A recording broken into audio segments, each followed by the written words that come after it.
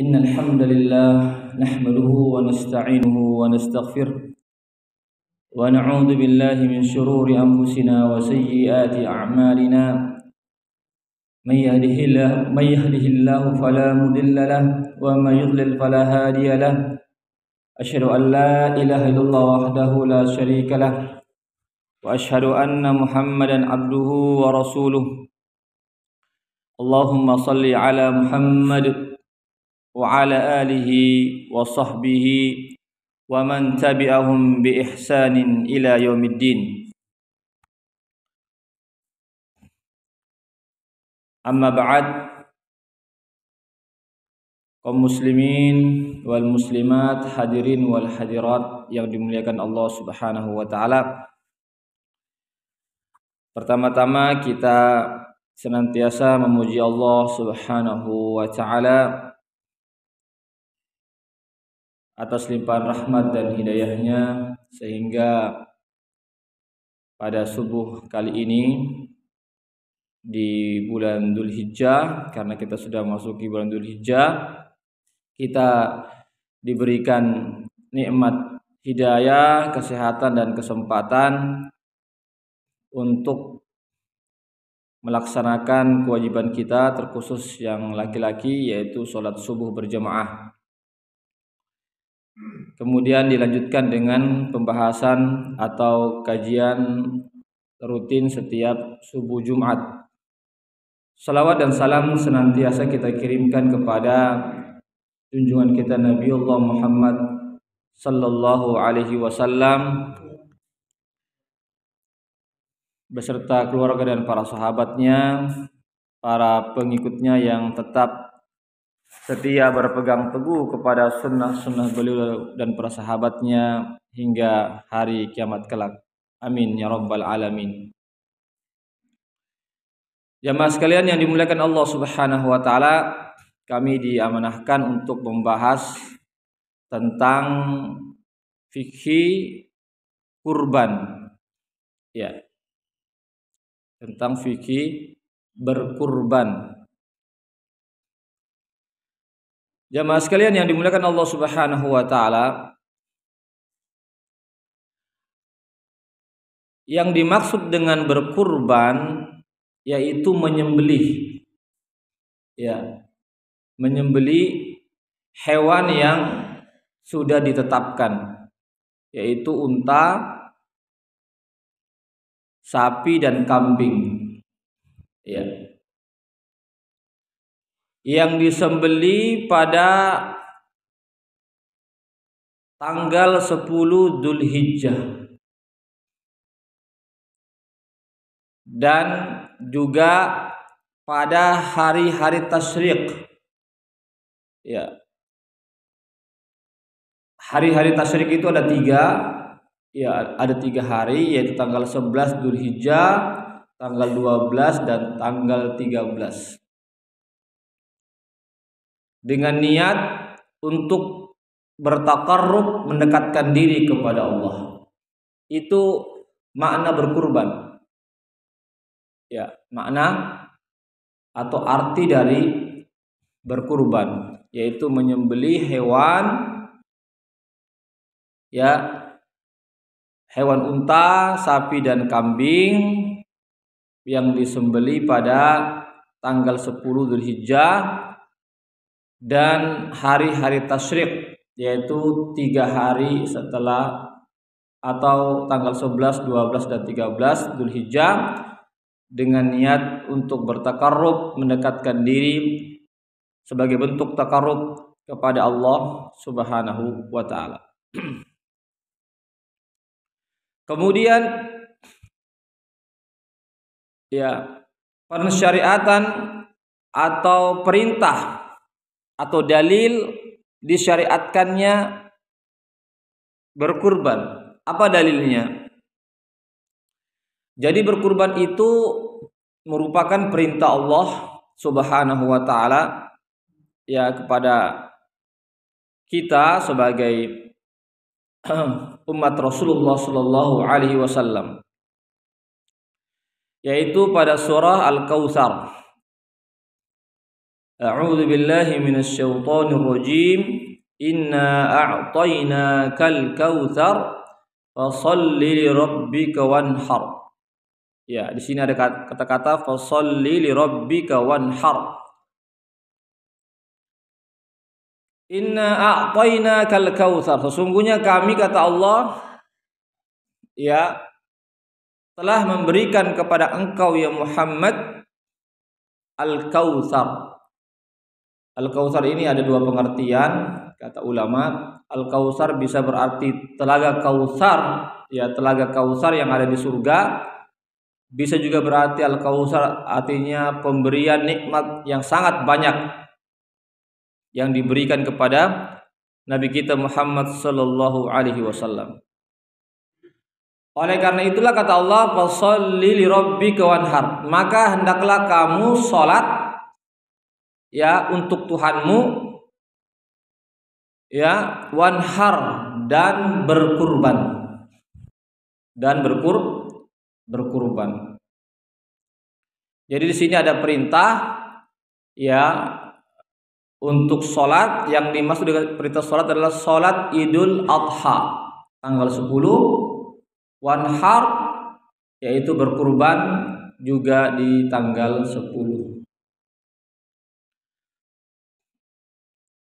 Ayat inilah yang dijadikan satu dalil tentang disyariatkannya atau diperintahkannya kita sebagai umat Rasulullah sallallahu alaihi wasallam untuk melaksanakan ibadah kurban.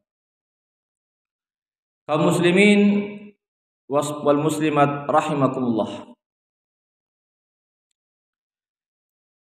Kemudian hadis Rasulullah sallallahu alaihi wasallam. Ya, hadis Rasulullah sallallahu alaihi wasallam, ya, hadis yang sahih yang diriwayatkan oleh Imam Bukhari dan Muslim dari sahabat Anas bin Malik berkata, "Dhahan Nabiyyu sallallahu alaihi wasallam bi kibashain amlahain." Ya. Saya pernah, ya, dari Anas berkata bahwasanya Nabi sallallahu alaihi wasallam pernah berkurban dengan 2 ekor kambing yang berwarna putih kehitam-hitaman. Ya, saya melihat, kata Anas, beliau ketika menyembelih meletakkan kakinya di badan atau di sekitar leher daripada kedua kambing itu, ya. Lalu beliau membaca bismillah dan bertakbir. Ya, membaca bismillah dan bertakbir. Bismillah, Allahu akbar. Lalu beliau sembelih. Ini hadis, ya, hadis yang sahih yang diriwayatkan oleh Imam Bukhari dan Muslim. Kemudian dalil yang berikutnya adalah dalil ijma' ulama, kesepakatan para ulama, ya, yang menyebutkan tentang disyariatkannya, diperintahkannya umat Islam untuk berkurban. Jadi 3 dalil ini sudah cukup, ya, bagi kita bahwasanya berkurban itu ada dalilnya, ada landasannya. Landasannya yaitu Al-Qur'an, sunnah Rasulullah, dan kesepakatan para ulama sejak zaman sahabat sampai sekarang.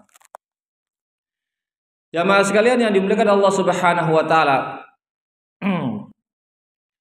Sebenarnya tentang berkurban ini bukan syariat Nabi Muhammad sallallahu alaihi wasallam saja, tetapi juga merupakan syariat nabi-nabi sebelumnya. Yaitu dimulai dari Nabi Ibrahim, ya, alaihissalam. Jadi ada kisahnya, ya. Saya yakin kita semua sudah pernah mendengarkan atau sering mendengarkan kisah bagaimana penyembelihan seekor kambing atau domba yang merupakan pengganti daripada Nabi Ismail, ya. Sebenarnya ketika itu Nabi Ismail kan mau disembelih, ya, karena Nabi Ibrahim bermimpi ya bermimpi diperintahkan oleh Allah Subhanahu wa taala untuk menyembelih anaknya. Maka beliau pun yakin bahwasanya ini adalah perintah Allah, maka beliau pun ya membawa anaknya di suatu tempat, lalu ketika itu sudah mau disembelih. Sudah mau disembelih. Tiba-tiba Allah Subhanahu wa taala ya turunkan yang melalui malaikatnya, yaitu satu ekor domba atau kambing. Ada yang mengatakan domba dan kambing itu berasal dari surga, datangnya dari surga, lalu digantilah. Jadi tidak jadi disembelih si Ismail anaknya, dan yang disembelih adalah hewan pengganti, yaitu kambing tersebut. Dari situlah syariat Nabi Ibrahim itulah yang terus turun temurun sampai Nabi kita Muhammad SAW tetap mempertahankan syariat tersebut, karena Nabi Muhammad merupakan keturunan atau cucu ya keberapa dari Nabi Ibrahim alaihissalam. Ya. Singkat ceritanya jemaah sekalian, menunjukkan bahwasanya berkurban ini bukan sesuatu yang baru, ya, bukan perkara-perkara yang biasa, tetapi perkara yang luar biasa, perkara yang ibadah, sehingga tidak bisa dihapuskan syariat ini sampai hari kiamat. Ya. Jadi kalau ada misalnya, tidak perlu kita berkurban, kita ganti saja dengan sedekah, tidak bisa. Berkurban itu terus ada setiap tahun. Iya. Karena Idul Adha itu adalah hari berkurban sebenarnya. Iya. Jadi Idul Adha itu sebenarnya nama lainnya adalah Idul Kurban, hari raya berkurban. Ya, kalau Idul Fitri hari raya kita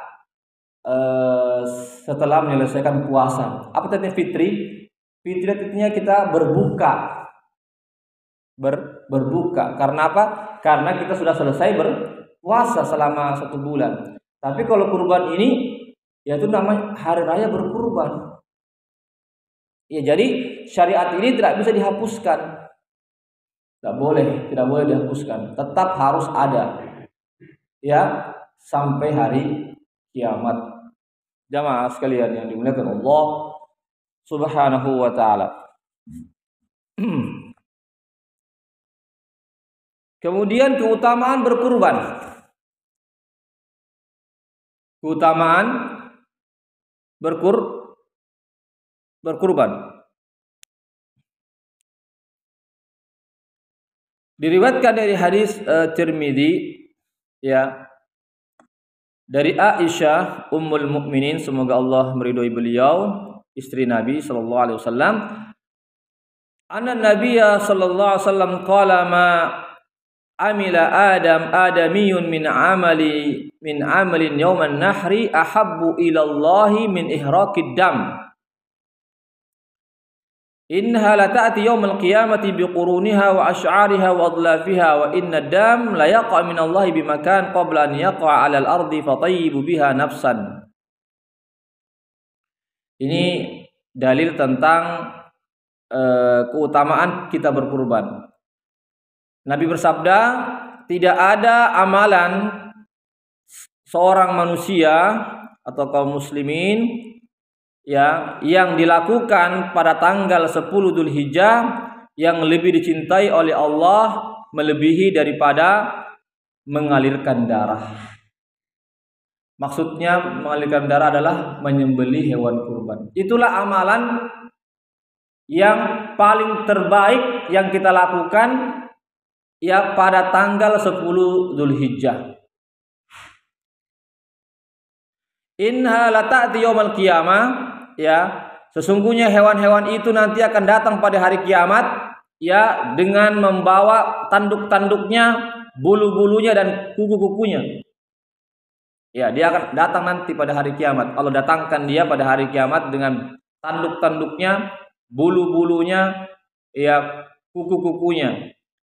Wa inna dam la yaqa min Allah bimakan, yaitu Allah Subhanahu wa taala menerima ya menerima pahala orang yang berkurban, ya, atau menerima amalan, ya, atau memberikan pahala bagi orang yang berkurban sebelum apa?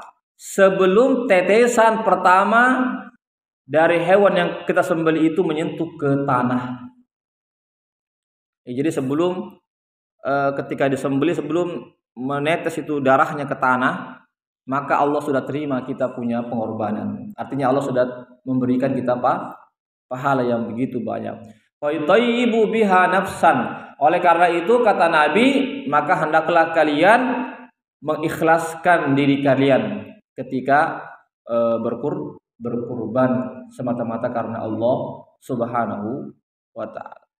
Ini jamaah sekalian, Bapak Ibu yang dimuliakan Allah Subhanahu wa taala, tentang keutamaan kita berkurban. Perlu kami sampaikan bahwasanya ada juga keutamaan kita beramal di 10 hari pertama di bulan Dzulhijjah. Ya. Sebagaimana hadis Nabi sallallahu alaihi wasallam, "Ma min ayyamin al-'amalu shalih fihinna ahabbu ila Allah min hadhil 'ashr," yakni ashr Dzulhijjah. Faqala ya Rasulullah walal jihad, qala walal jihadu fi sabilillah illa rajulun kharaja bi nafsihi wa malihi falam yarji min dzalika bi syai'. Dalam hadis yang sahih, Nabi Muhammad sallallahu alaihi wasallam pernah bersabda, tidak ada amalan-amalan, tidak ada hari-hari yang amal soleh yang dikerjakan pada hari tersebut yang lebih dicintai oleh Allah Subhanahu wa taala yang bisa menandingi amal soleh yang dikerjakan pada hari-hari 10 pertama di bulan Dzulhijjah. Tidak ada, Pak, yang bisa menandinginya. Allah Subhanahu wa taala memberikan hari kita berapa setahun? 365 hari kurang lebih. Allah keluarkan 10 dari 365 hari itu. Itulah yang dikenal dengan 10 hari pertama di bulan Dzulhijjah. Jamaah sekalian, tapi itu bermanfaat bagi kita, itu hari tersebut bermanfaat bagi kita kalau kita beramal soleh. Itu maksudnya. Karena kata Nabi, tidak ada hari-hari yang mana jika kita beramal soleh di dalamnya yang lebih Allah cintai dibandingkan dengan atau melebihi keutamaan kita beramal soleh di 10 hari pertama. Jadi ada amal soleh yang kita lakukan. Meskipun 10 hari pertama ini adalah Allah muliakan, Allah berikan kelebihan dibandingkan hari-hari yang, tapi kalau kita juga tidak beramal soleh, sama saja, tidak ada manfaatnya bagi kita. Jadi kapan 10 hari pertama ini bermanfaat? Jika kita gunakan dengan amal soleh, ya, baik amal soleh hablum minallah atau hablum minan nas kita. Itu jamaah sekalian. Bahkan Allah Subhanahu wa taala bersumpah dalam surah Al-Fajr, wal fajr walayalin 'ashr wasyaf'i wal watar. Wal fajr, demi waktu subuh. Ya, ada yang ulama mengatakan yaitu khususnya waktu subuh di tanggal 10 Dzulhijjah. Walayalin 'ashr, demi ya malam-malam yang ke-10, ya, atau demi hari-hari yang ke-10. Yang dimaksud oleh ulama mengatakan yang dimaksud dengan hari-hari yang ke-10 yaitu 10 hari pertama di bulan Dzulhijjah. Wasyaf'i wal watar, apa itu wasyaf'i wal watar? Demi bilangan genap dan bilangan ganjil. Allah bersumpah dengan bilangan genap. Apa maksudnya bilangan genap? Allah bersumpah dengan bilangan genap yaitu tanggal 10, karena 10 itu kan genap ya. Yaitu tanggal 10 itu genap, yaitu Allah bersumpah dengan hari raya Idul Adha. Wal watar, apa al watar itu ganjil, Apa yang dimaksud dengan ganjil kata ulama? Yaitu tanggal 9 Dzulhijjah. Tanggal 9 Dzulhijjah yang kita kenal dengan hari Arafah. Hari Arafah. Allah bersumpah, jamaah sekalian. Ketika Allah bersumpah dengan sesuatu, berarti sesuatu itu ada kekhususan yang mesti kita berikan perhatian. Oleh karena itulah kata Nabi Muhammad SAW dalam sebuah hadisnya yang lain, ya, fa'aksiru, ya, maka hendaklah kalian kata Nabi, ya, memperbanyak berzikir, ya, pada hari-hari tersebut. Jadi kita perbanyak zikir, Pak. Astagfirullah, la ilaha illallah, subhanallah, alhamdulillah, la ilaha illallah, wallahu akbar. Bahkan ada juga takbir mutlak namanya. Takbir mutlak.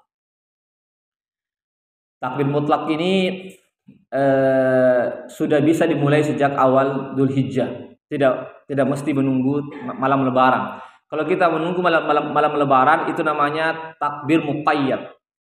Yaitu kita bertakbiran setelah salat fardu. Itu namanya takbir muqayyad sampai tanggal 13 Dzulhijjah setelah salat asar. Itu namanya takbir muqayyad, ya. Makanya kita saksikan, ya, di mana-mana masjid semua takbiran setelah setelah salat fardu dikerjakan. Tapi ada yang disebut dengan takbir mutlak. Takbir mutlak ini takbir yang tidak diikat oleh waktu. Tidak diikat oleh waktu. Kapan saja kita bertakbir. Iya, kita sementara lagi, anggaplah kita jualan di pasar, kita sambil menunggu pembeli, kita takbiran. Allahu akbar, Allahu akbar. La ilaha illallah, wallahu akbar. Allahu akbar walillahil hamd. Begitu. Takbiran. Ya, cuma tidak biasa, ya, kita di Indonesia. Ya, kita di Indonesia ini nanti takbirannya nanti malam lebaran. Ya. Tapi kalau sebenarnya kalau kita mau takbiran, ya boleh saja kita takbiran. Ya, kita lagi di kendaraan misalnya, lagi bawa motor atau lagi nyetir mobil, takbiran kita Allahu akbar, Allahu akbar. Karena Nabi menyuruh kita memperbanyak takbir, memperbanyak zikir. Ya, sementara kita ibu-ibu di rumah misalnya, ya, sementara menggoreng misalnya, lagi masak apa, takbiran, atau sementara menjaga anak, takbiran, atau berzikir secara umum. Subhanallah, subhanallah, subhanallah, subhanallah, la ilaha illallah, la ilaha. Yang penting memperbanyak. Jamaah sekalian yang dimuliakan Allah Subhanahu wa taala. Ya, jadi itu yang kami sebutkan tentang keutamaan 10 hari pertama di bulan Dzulhijjah. Iya. Jadi sama dia, ya, bahkan kata ulama dia melebihi daripada 10 hari pertama, 10 hari terakhir di bulan Ramadan. Lebih tinggi dia keutamaannya dibandingkan dengan 10 hari terakhir di bulan Ramadan. Iya. Yang terpenting adalah, ya, kita memperbanyak ibadah. Sekali lagi, ibadah bukan cuma sekedar zikir saja, banyak membaca Quran, kita perbanyak, ya. Kemudian kita apalagi bersedekah, ya. Bersedekah, ya. Kita juga perbanyak sedekah, khususnya di 10 ini. 10 hari pertama di bulan Dzulhijjah. Bahkan kalau kita mempunyai kemampuan untuk berkurban, maka hendaklah kita berkurban. Ya, sebagaimana tadi yang saya bacakan, tidak ada amalan yang dikerjakan oleh kaum muslimin pada tanggal 10 yang lebih baik daripada menyembelih. Ya, anggaplah misalnya di tanggal 10 itu banyak amalan-amalan ibadah. yang kita kerjakan, maka yang terbaik adalah menyembelih. Ya, tapi sekali lagi ini hanya bagi yang mampu saja. Bagi yang mampu untuk berkurban. Ya, tentang hukum berkurban. Tentang hukum berkurban itu ulama berbeda pendapat. Ada yang mengatakan wajib bagi yang mampu, ada yang mengatakan tidak wajib meskipun dia mampu. Meskipun dia mampu maka tidak wajib. Ya. Jadi menurut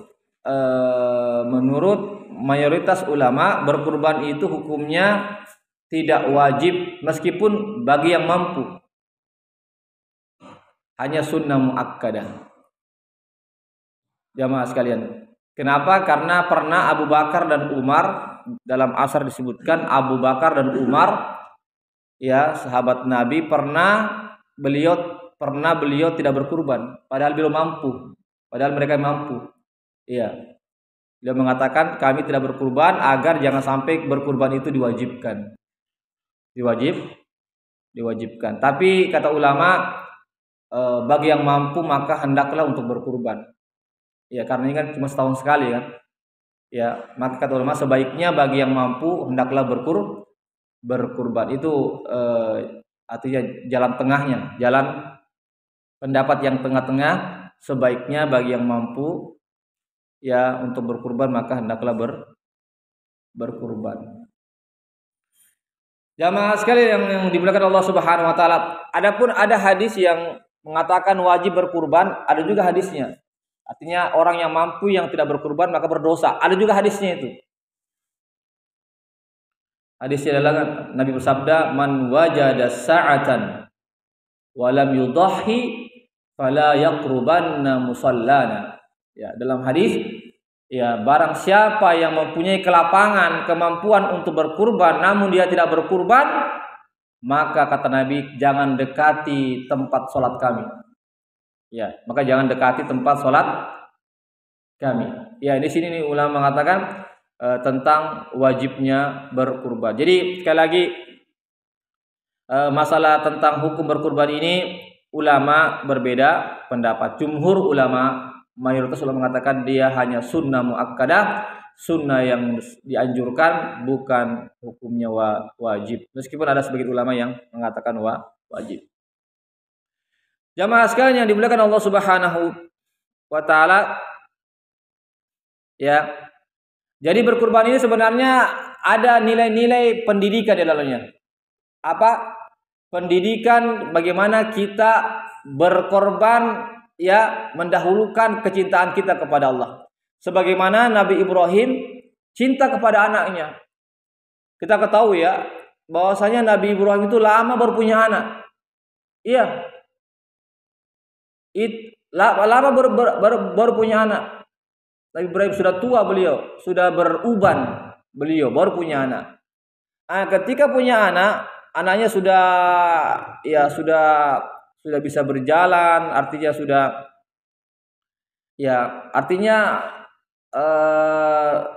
sudah remaja begitu, ya, tiba-tiba datang perintah Allah untuk disembelih.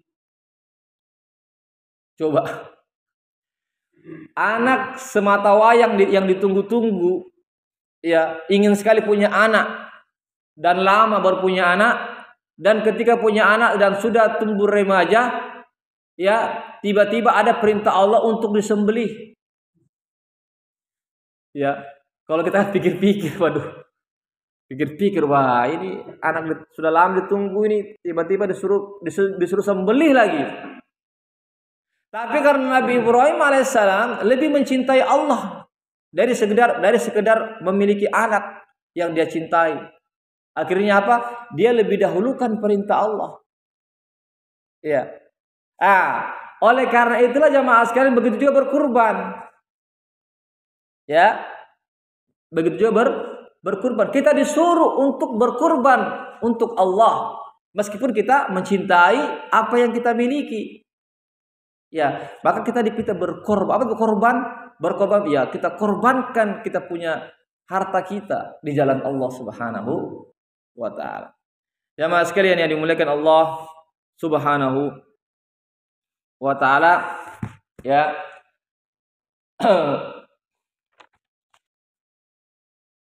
Kemudian yang perlu juga kami sampaikan di sini adalah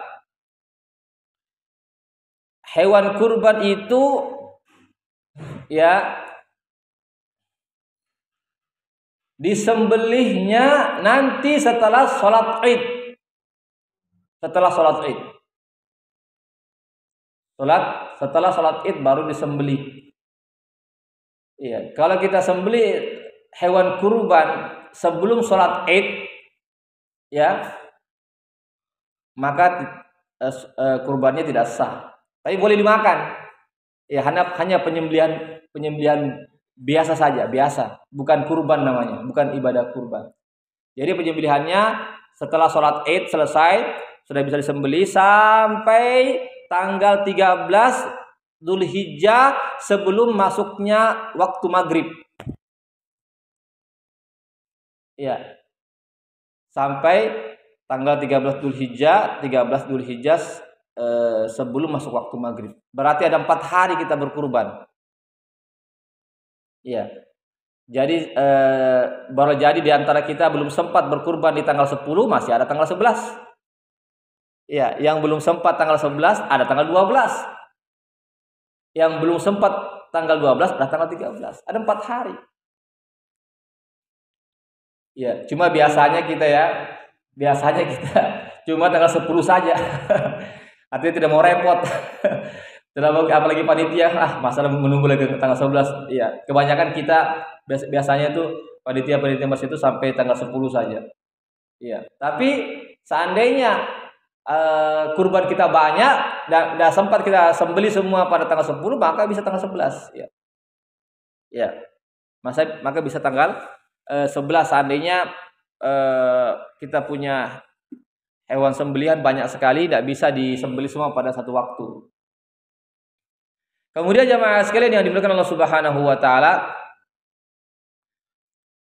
apa juga hikmahnya berkurban ini? Ya, hikmahnya berkurban ya di samping kurban itu merupakan ibadah, ya, ibadah kita kepada Allah. Hikmahnya juga berkurban adalah agar kita bisa saling memberikan makanan daging yang kita sembelih itu. Oleh karena itulah sehingga pembagian hewan kurban itu sebaiknya kata ulama dibagi 3. Sepertiga untuk orang yang berkurban, sepertiga diberikan kepada tetangga atau kerabat-kerabat sebagai hadiah, sepertiganya lagi sedekah untuk orang-orang miskin. Berarti ibadah kurban ini bukan cuma hablum minallah, hablum minan nas juga sebenarnya. Karena kita berbagi. Ya, kita berbagi ini dagingnya ya, tentu kita dahulukan dulu dagingnya. Ya, adapun tulang-tulangnya itu ikut di situ. Tapi yang dahulukan daging-dagingnya. Kita bagi nih, apakah sebagai hadiah atau sebagai sedekah. Sepertiganya tetap kita makan. Ya sama kita punya keluarga inti di rumah. Kita nikmati itu. Jamaah sekalian, itu yang lebih utama. Itu yang lebih utama jamaah sekalian, dibagi menjadi 3 bagian. Kenapa jamaah sekalian?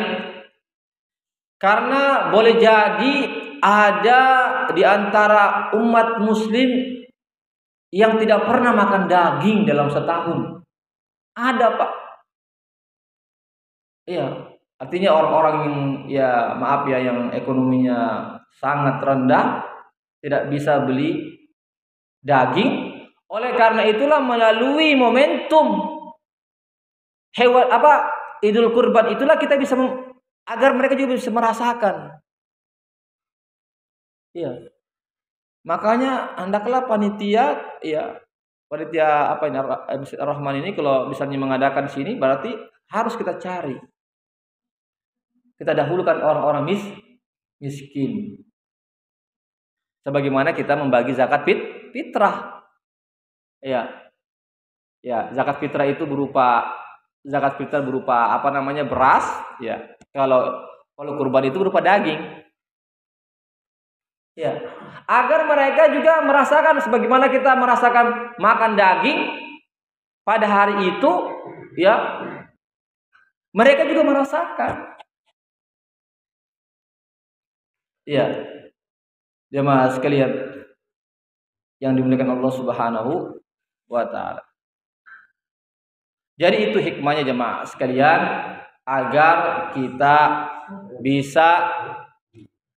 kita bisa menyambung apa namanya hablum minan nas kita, ya, khususnya kepada umat muslim dengan memberikan itu, ya, namanya daging kurban. Bahkan disebutkan dalam hadis Nabi Shallallahu Alaihi Wasallam, Nabi bersabda, ayyamu tasriq, ayyamu aklin wa syurbin wa dzikrillah. Hari-hari tasyrik kata Nabi, hari-hari tasyrik yaitu hari tanggal 11 sampai tanggal 13 adalah hari-hari makan dan minum, Pak. Hari-hari makan dan minum.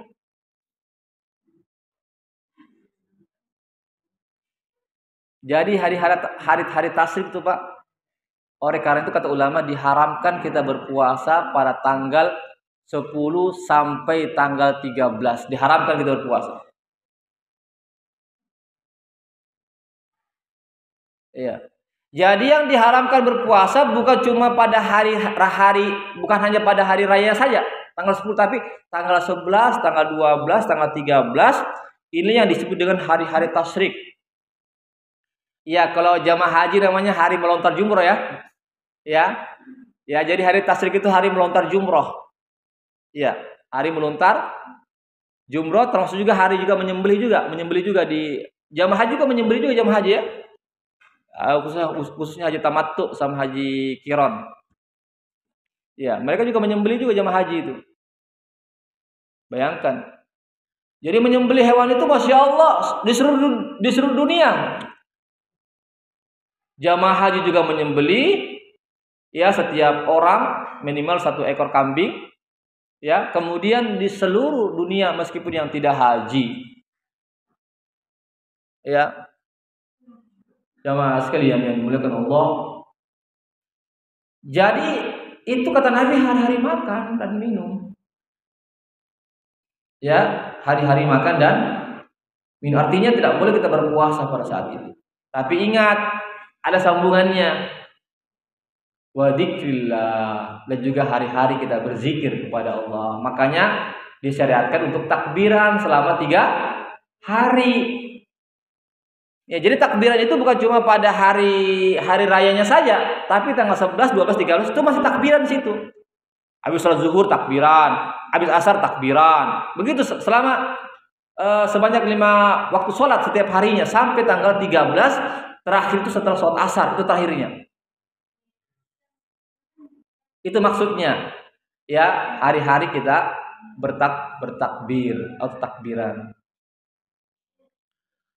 Jamaah sekalian yang dimuliakan Allah Subhanahu wa taala, ya, sedikit lagi jamaah sekalian. Kemudian tentang, ya, berserikat dalam menyembelih, dalam berkurban. Jadi 1 ekor kambing hanya 1 orang saja, tidak boleh berserikat 2, 3 atau 7. Yang boleh 7 orang berserikat atau berkongsi kepemilikan 1 ekor itu hanya pada unta dan sapi saja. Maksimal 7 orang. Ya. Tetapi jika kurang itu boleh. Ya. Lebih tidak boleh, hanya mendapatkan namanya keterlibatan pahala saja. Tapi kalau keterlibatan kepemilikan tidak. Ya, jadi harus dibedakan antara apa namanya? Perkongsian kepemilikan dengan perkongsian pahala. Ya, kalau perkongsian pahala boleh lebih dari 7. Tapi kalau perkongsian kepemilikan itu hewan itu ya hanya maksimal 7 saja. 7 orang. Ya, 7 orang. Dan jika kepala keluarga yang sudah berkurban, maka itu sudah mewakili anggota keluarganya. Istrinya, anaknya, seandainya di situ yang tinggal ada mertuanya, ya mertuanya juga di situ. Ya, yang penting dia masih dalam batas satu rumah. Itu sudah mewakili. Ya, artinya sudah mewakili kepemilikan daripada aja sudah mewakili, tidak perlu lagi berkurban gitu. Tidak perlu lagi berkurban, cukup satu saja kepala keluarganya. Tetapi seandainya misalnya bapaknya mau berkurban, istri juga mau berkurban, anak juga karena mampu juga ada uang mau berkurban, meskipun dia satu rumah itu boleh. Tetapi minimal satu saja yang mewakili itu sudah cukup. Ya, sudah cukup menggugurkan yang lainnya, kewajiban atau kesunahan yang lainnya. Ya. Jamaah sekalian yang dimuliakan Allah Subhanahu wa taala, kemudian yang sudah berniat berkurban, ya anggaplah bapaknya yang sebagai wakil ya untuk mewakili anggota keluarganya, maka dia tidak diperbolehkan untuk mencukur rambutnya ketika sudah masuk 1 Dzulhijjah. Kata Nabi, ya idza arada ahadukum an yudhhiya falyumsik an sya'rihi wa azafirihi. Barang siapa yang ingin menyembelih atau berkurban dan jika sudah masuk tanggal 1 Dzulhijjah, maka dia tidak boleh lagi mencukur bulu-bulu yang ada di tubuhnya, tidak boleh juga memotong kukunya, rambutnya tidak boleh lagi dicukur ya, kumisnya misalnya tidak boleh dicukur dan yang lainnya, termasuk juga kuku kaki dan tangannya ya tidak boleh lagi dipotong. Jadi yang mau berkurban mestinya sebelum masuk 1 Dzulhijjah sudah dipotong semua. Yang perlu dipotong ya, yang perlu dipotong atau yang perlu dirapikan semuanya. Ya, nanti kapan yang berkurban itu boleh lagi mencukur rambutnya atau memotong kukunya, mencabut bulu-bulunya yang ada di tubuhnya, itu nanti setelah hewan kurbannya disembelih. Ya, ketika hewan kurbannya sudah disembelih di tanggal 10 itu, maka boleh dia mencukur rambutnya seandainya dia mau mencukur rambutnya atau memotong kukunya. Ini jamaah sekalian yang dimuliakan Allah Subhanahu wa taala. Kemudian hewan kurban yang kita sembelih ya harus sehat. Ya, tidak boleh 4 kata Nabi. Ya, tidak boleh ada aib yang sangat parah pada 4 keadaan. Yaitu tidak boleh matanya picak yang sangat picak. Ya, yang sangat picak. Ya, pico. Jangan sampai pico yang sangat pico, artinya sampai dia tidak bisa berjalan susah. Tapi kalau picak-picak sedikit enggak apa-apa. Apalagi buta ya tidak boleh. Ya, jangan cari ya sapi atau kambing yang buta, enggak boleh. Enggak sah itu, tidak diterima. Yang kedua, pincang. Ya, kalau pincang yang parah, ya enggak boleh juga. Ya, tapi kalau pincang sedikit ya enggak apa-apa, boleh. Karena Nabi mengatakan yang jelas-jelas kepincangannya.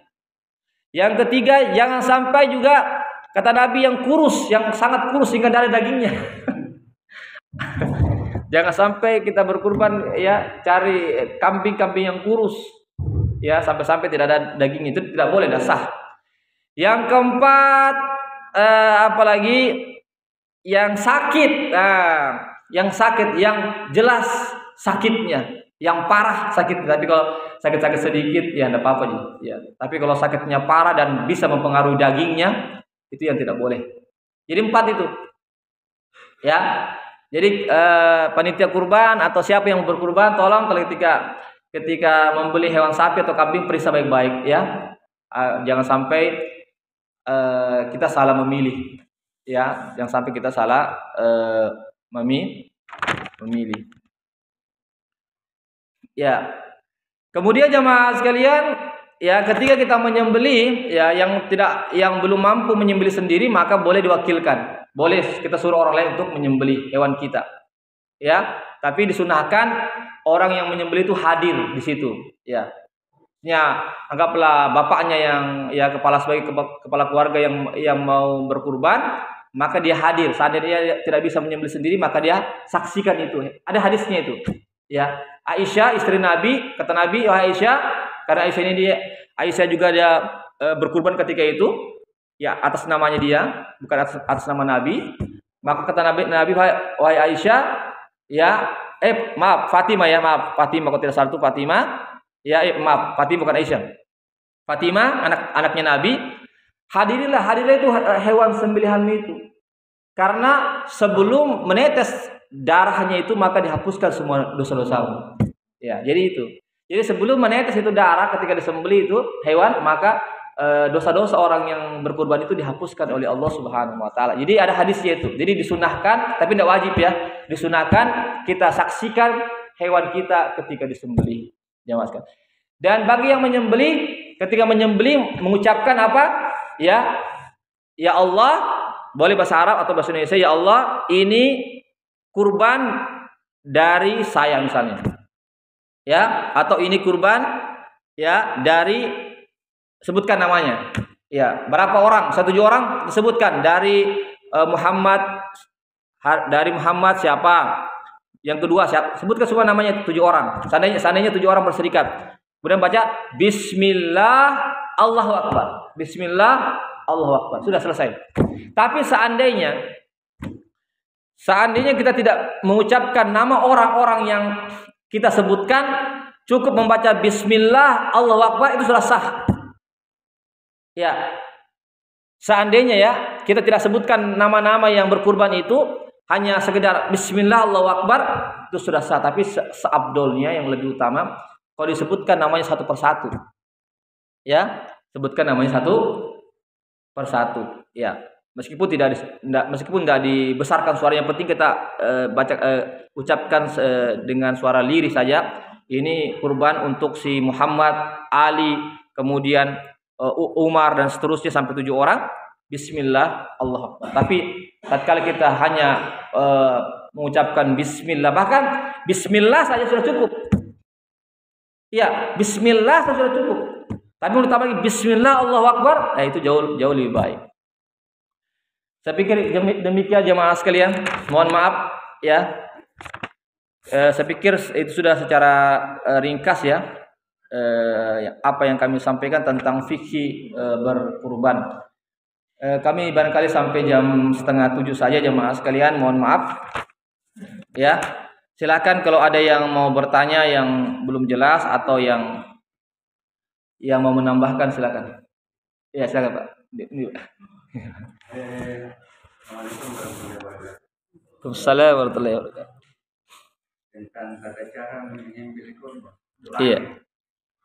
Tapi ada beberapa doa saya lihat yang diawali dengan takbir Allah Akbar, Allah Akbar, Allah Akbar.